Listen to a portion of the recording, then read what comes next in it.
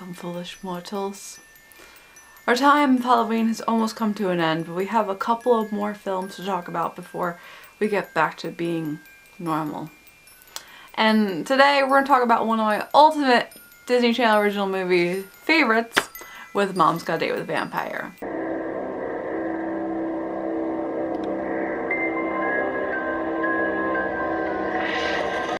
Mom's Got a Date with a Vampire was released in 2000, and we have a lot of really well-known people in the cast. Caroline Rhea is the mother, and we have Charles Shaughnessy, who is our wonderful vampire, and I love him very much.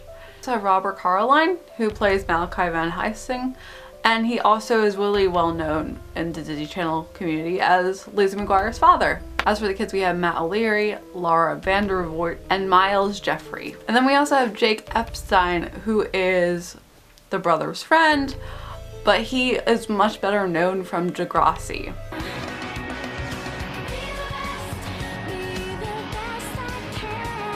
Obviously, this was always one of my favorites because I've had this vampire obsession since I was 8 years old, and this came out on TV a little after I was 8 years old. So obviously I clung on to this just like magic. And it still holds up today. I still love it. It's very well done. It fits my personality a lot too. Hello, I am Adam.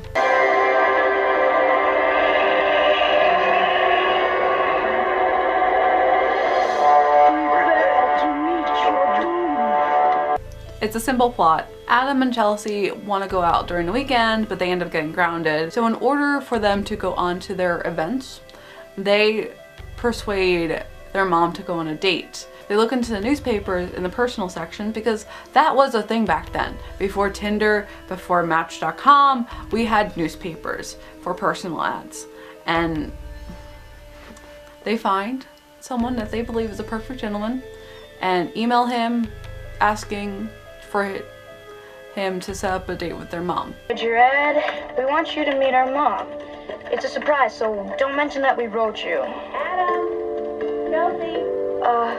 She'll be at the Food Master on 6th at 8 o'clock.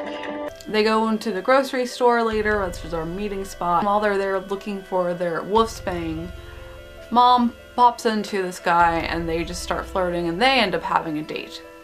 We find out later that it was the guy all along, and he just has a lot of persuasion and charm because he's a vampire. I'm 13. I'm a vampire. They make it seem like such a bad thing. No, having a date with a vampire would be such a dream come true. And this is before Twilight was a thing. I have always loved vampires. So I'm just putting out there that my obsession for vampires did not come from Twilight. Thank you very much. I also forgot that this has its own rockabilly section in there, and Caroline's character sings an entire song, which is really well done.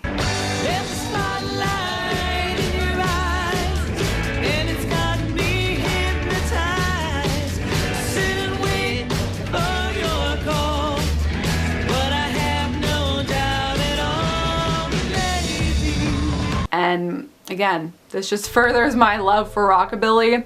It was basically subconsciously there the entire time, but I didn't know what it was until later on. It's not your typical resolution, and that's one thing I really like about that she doesn't instantly fall for him, and instead her going on this date basically reminds herself that she has a personality, that she's human, and she has interest outside of her children. So first off, I think that's really fantastic.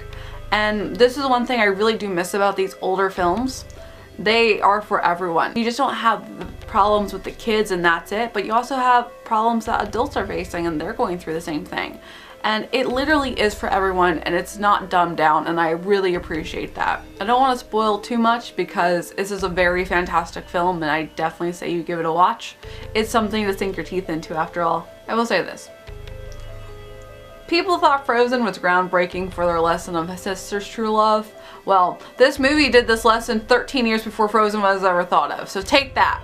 Check it out. It's very well done. It's so underrated and everyone's fantastic. There's a lot of really cool vampire references to it, from the Lost Boys to obviously we have Van Helsing and regular Dracula, and I really admire the research they put into this. It's not just a silly TV film, it's actually really good for a Halloween fun film.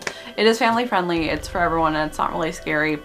Well, I also don't think vampires are scary, obviously, but it's still fantastic, so check it out. Tomorrow we're going to continue with the Phantom of the Megaplex, so you can stay tuned, and as always I hope you have a magical day and I'll see you real soon.